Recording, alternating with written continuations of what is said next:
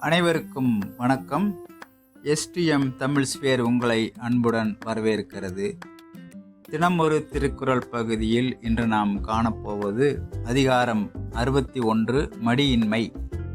குறள் எண் 601.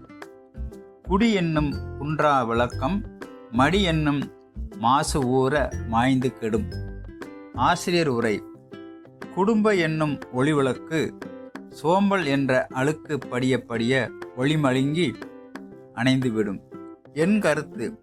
வள்ளுவர் குடும்பத்தின் பெருமையை அழியாத விளக்குடன் ஒப்பிடுகிறார். சோம்பலை அந்த விளக்கின் மீது படியும் அழுக்கு என்று குறிப்பிடுகிறார்.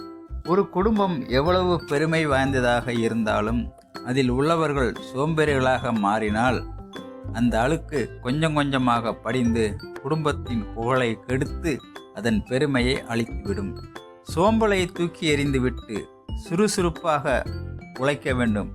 அப்போதுதான் அந்த குடும்பத்தின் பெருமை நிலைத்து நிற்கும் என்று இந்த குறட்பா வலியுறுத்துகிறது. எங்கள் காணொளியை கண்டதற்கு நன்றி. மீண்டும் சந்திப்போம் அடுத்த குறளில்.